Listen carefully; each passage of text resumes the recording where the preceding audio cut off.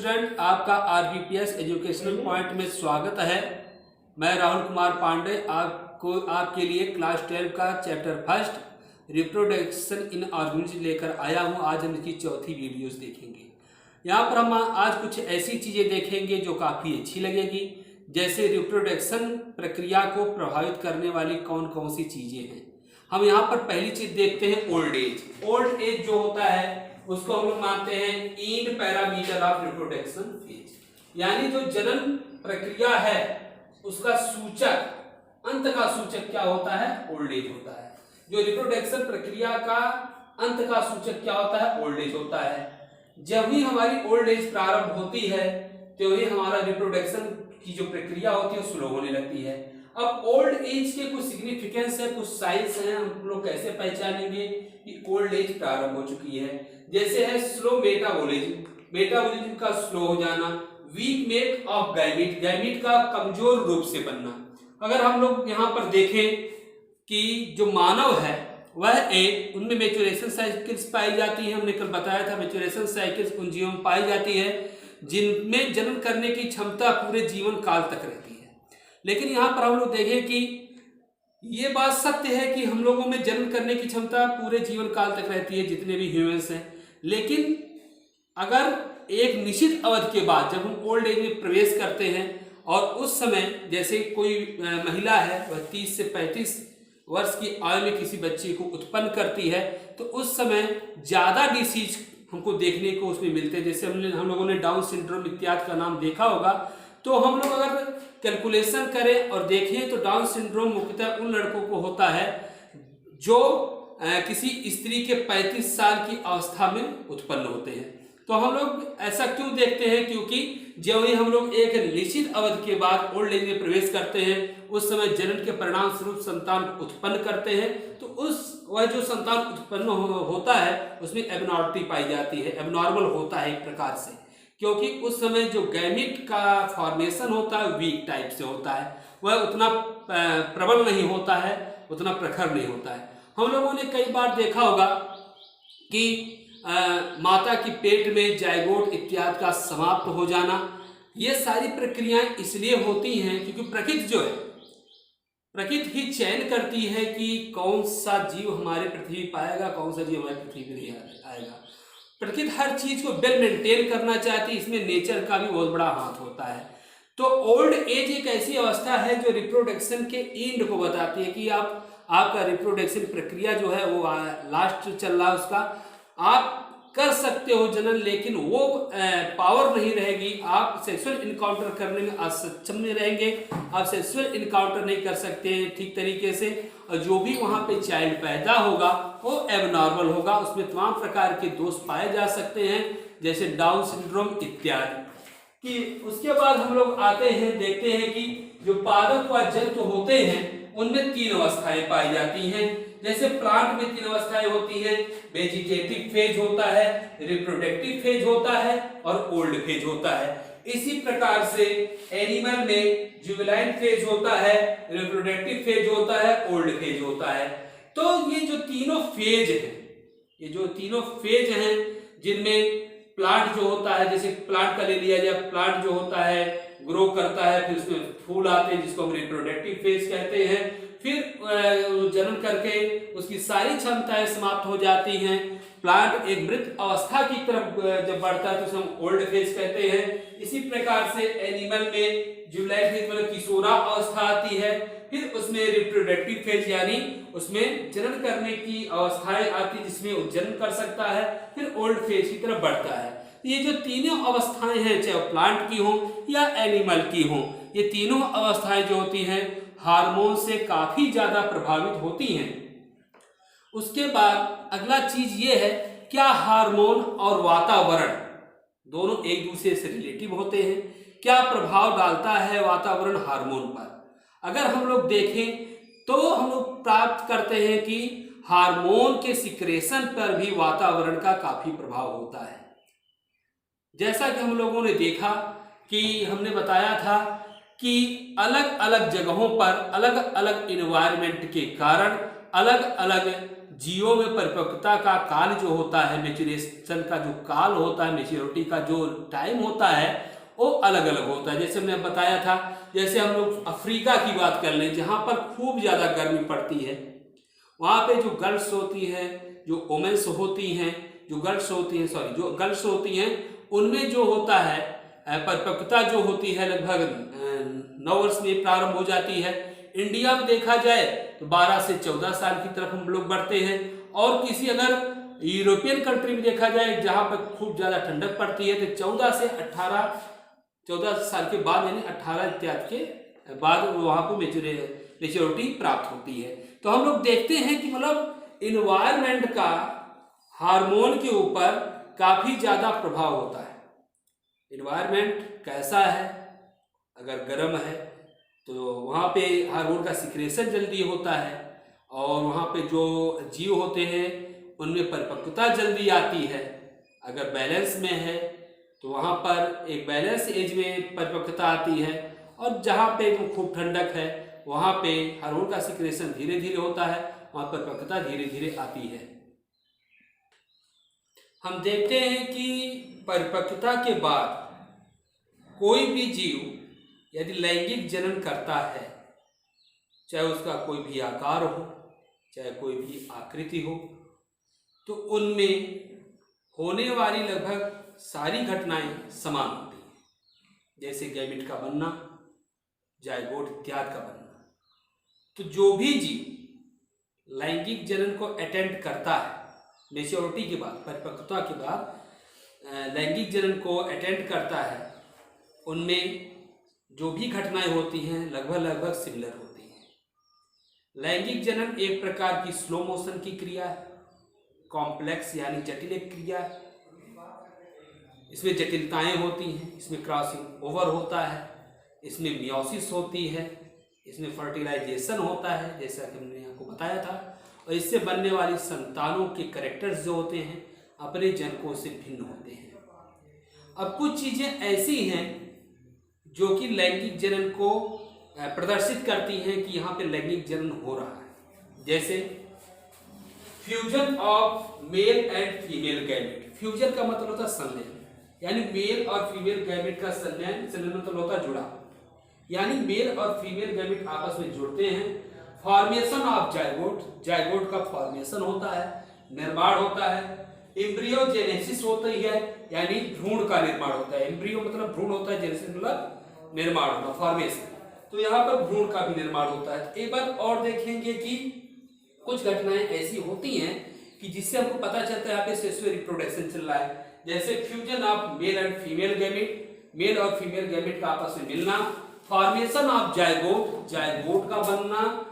Embryogenesis यानी भ्रूण का निर्माण होना। अब हम क्या कर सकते हैं, अगर हम थोड़ा सा ध्यान दें तो हम फर्टिलाइजेशन में घटने वाली घटनाओं को 3 भागों में डिवाइड कर सकते हैं। हमको थोड़ा सा ध्यान देना पड़ेगा कि हम क्या कर सकते हैं। फर्टिलाइजेशन में घटने वाली घटनाओं, इवेंट मतलब होता है घटनाएं, इवेंट मतलब घटनाएं, यानी फर्टिलाइजेशन इवेंट को हम 3 भागों में डिवाइड कर सकते हैं। पहला है प्री फर्टिलाइजेशन इवेंट। पहली घटना कौन सी है? प्री फर्टिलाइजेशन इवेंट, यानी फर्टिलाइजेशन से पहले की घटना है। उस घटना में क्या होता है, गैमेट बनता है और गैमेट का ट्रांसफर होता है।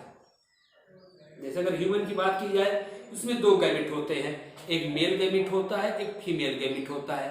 तो फीमेल गैमेट जो होता है वह स्टेबल होता है, स्थिर होता है, मेल गैमेट चलायमान होता है। तो प्री फर्टिलाइजेशन में 2 चीजें घटती हैं। पहली तो गैमेट का निर्माण होता है और दूसरी चीज जो होता है गैमेट का ट्रांसफर होता है, यानी मेल गैमेट फीमेल गैमेट की तरफ गति करता है।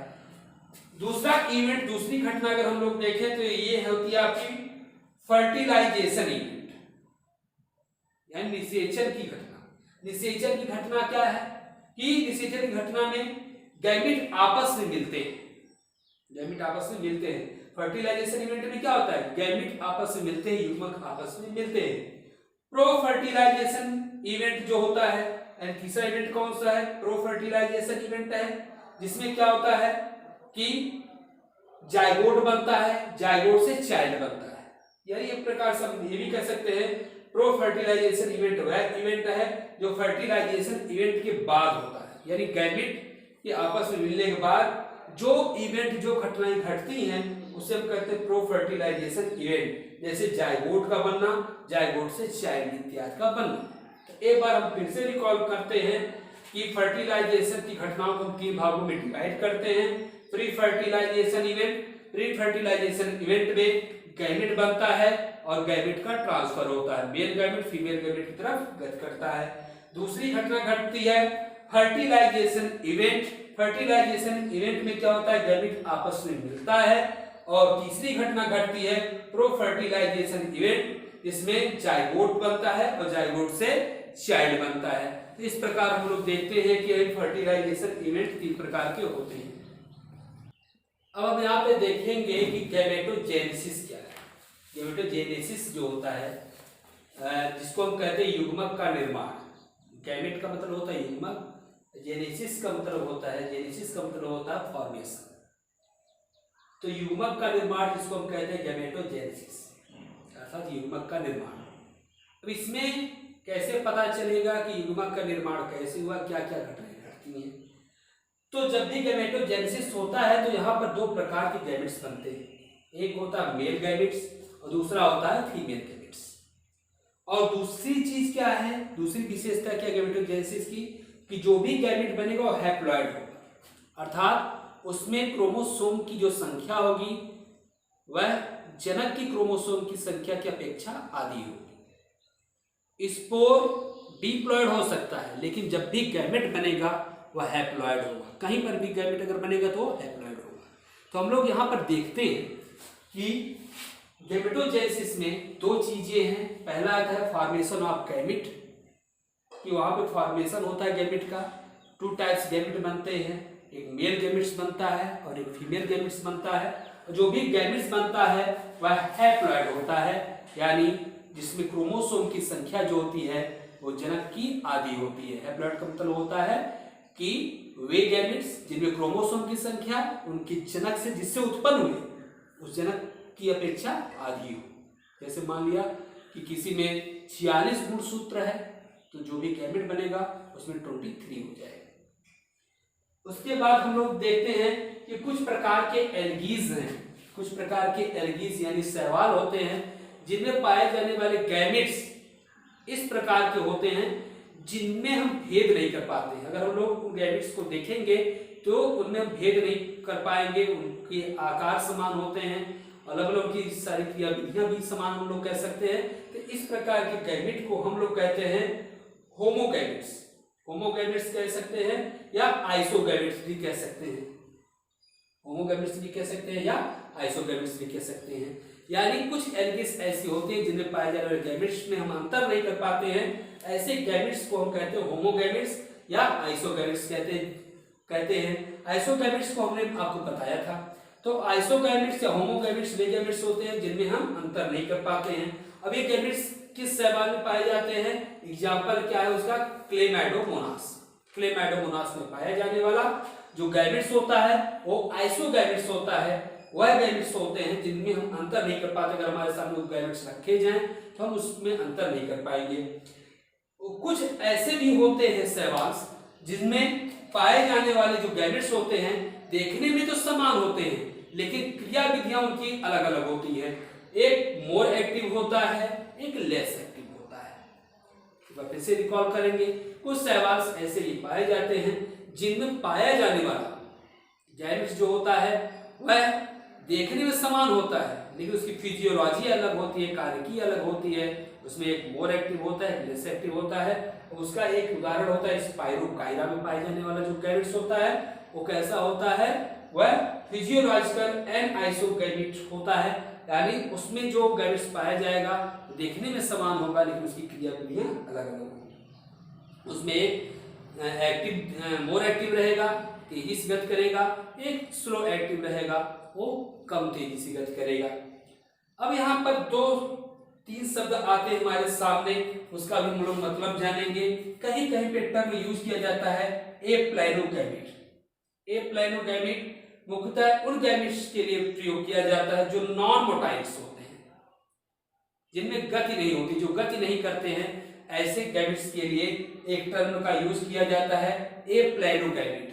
अगर कहीं पर ये शब्द आता है एप्लैनोगैमेट, किसी भी गैमेट के लिए आता है, तो हमको ये समझना चाहिए कि वह गैमेट जो है नॉन मोटाइल है, वो गति नहीं कर पाता है। अगर वह एमीबॉइड तरीके से गति करता है, अमीबा के तरीके से गति करता है, कोई भी गैमेट है अगर अमीबा के तरीके से गति कर रहा है, तो उसको भी हम एप्लैनोगैमेट में रखते हैं, क्योंकि जीव विज्ञान में अमीबी गति के द्वारा गति करने वाले गैमेट को हम नॉन मोटाइल की ही संज्ञा में रखते हैं, एप्लैनोगैमेट की ही संज्ञा में रखते हैं। दूसरे टर्म पे आते हैं कि प्लैनोगैमेट क्या होता है। तो प्लैनोगैमेट का मतलब होता है मोटाइल गैमेट, कि वे गैमेट जो क्या करते हैं, गति करते हैं, उसे कहते हैं प्लैनोगैमेट कहते हैं। और एक गैमेट गति कैसे करते हैं, ये जो गैमेट होते हैं फ्लैजिला या सीलिया के द्वारा गति करते हैं। आप लोगों ने फ्लैजिला और सीलिया पढ़ा होगा, देखा होगा। तो जो प्लैनोगैमेट होते हैं मोटाइल गैमेट होते हैं, गति करने वाले गैमेट होते हैं।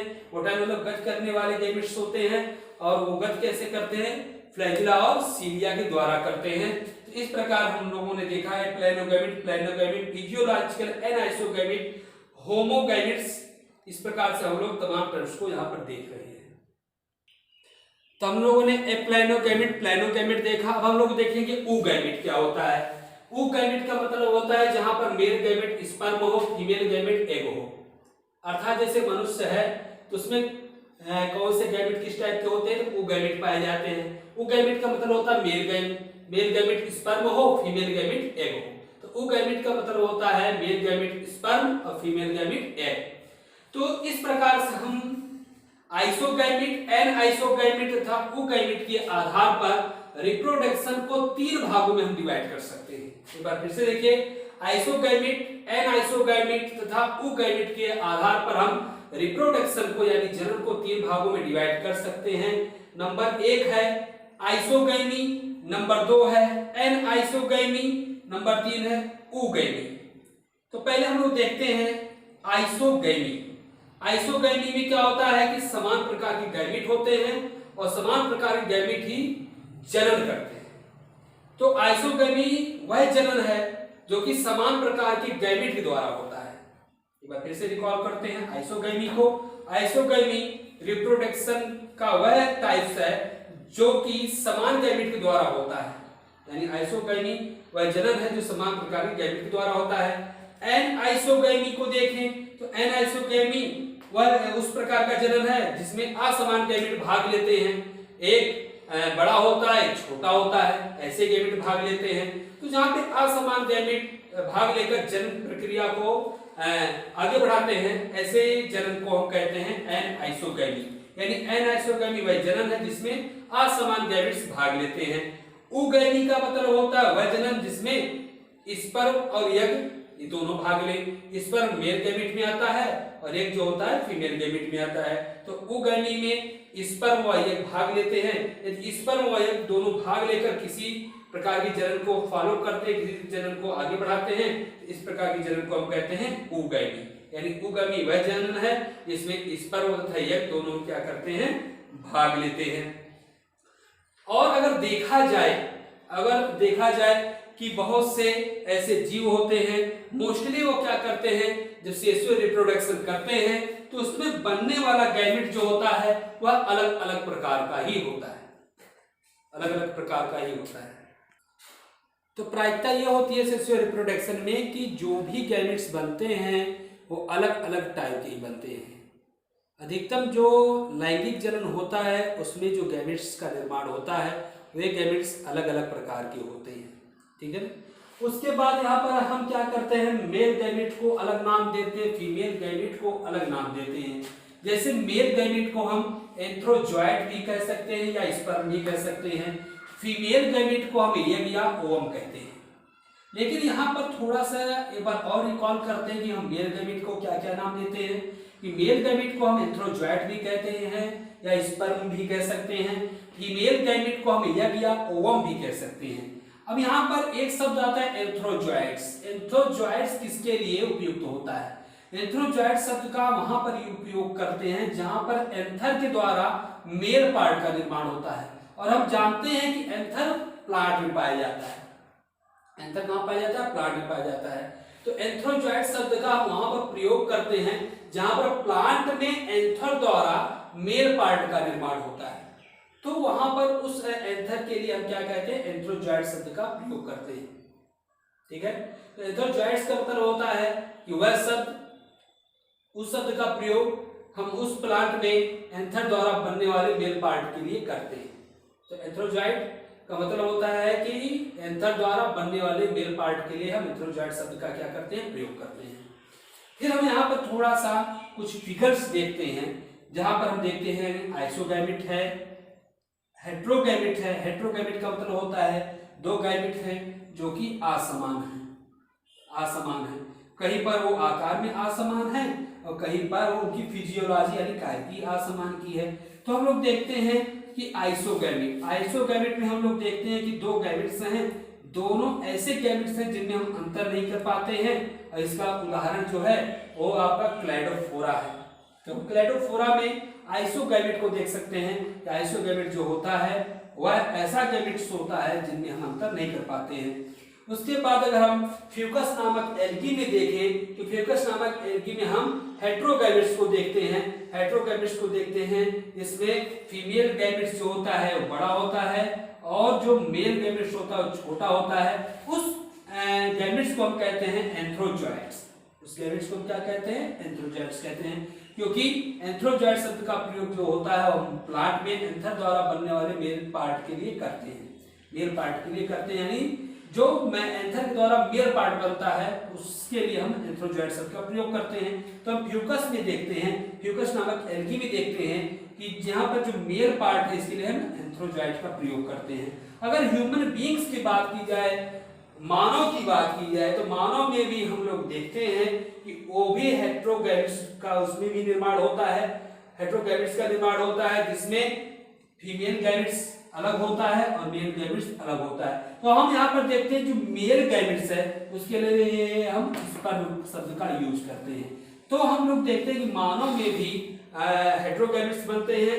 तो हेट्रोगैमेट्स में जो मेल गैमेट्स होता है उसको हम स्पर्म कहते हैं, लेकिन प्लांट में जो पाया जाता है उसके लिए हम एंथ्रोजॉइट शब्द का प्रयोग करते हैं।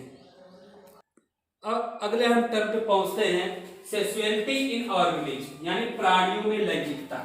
हम जानते हैं कि लैंगिक जनन में भाग लेने वाले गैमेट अलग अलग जनकों से आते हैं। जैसे ह्यूमंस हैं उसमें जो गैमेट्स भाग लेते हैं वह अलग अलग जनकों से आते हैं। लेकिन जब प्लांट में हम लोग देखें, किसी पौधे या प्लांट में अगर हम लोग देखें तो प्लांट दो प्रकार के भी हो सकते हैं, बायसेक्सुअल भी हो सकता है, यूनिसेक्सुअल भी हो सकता है। बायसेक्सुअल का मतलब क्या है कि एक ही प्लांट में मेल व फीमेल की लैंगिक संरचना एक ही प्लांट में बन रही है, मेल व फीमेल स्ट्रक्चर एक ही प्लांट में बने, ऐसे प्लांट को हम कहते हैं बाइसेक्सुअल। यूनिसेक्सुअल का मतलब होता है कि मेल रिप्रोडक्टिव स्ट्रक्चर अलग प्लांट में बने, फीमेल रिप्रोडक्टिव स्ट्रक्चर अलग प्लांट में बने। तो यहाँ पर हम लोग देखते हैं कि लैंगिक जनन में भाग लेने वाले गैमेट जो होते हैं वो अलग अलग जनकों से आते हैं। लेकिन जो प्लांट होता है, प्लांट में क्या होता है कि प्लांट बाइसेक्सुअल भी हो सकता है, यूनिसेक्सुअल भी हो सकता है। तो बाइसेक्सुअल का मतलब है कि मेल व फीमेल रिप्रोडक्टिव स्ट्रक्चर जो है एक प्लांट में बन रहे हैं, और यूनिसेक्सुअल का मतलब होता है कि मेल व फीमेल रिप्रोडक्टिव जो स्ट्रक्चर है वह अलग अलग प्लांट में बन रहे हैं।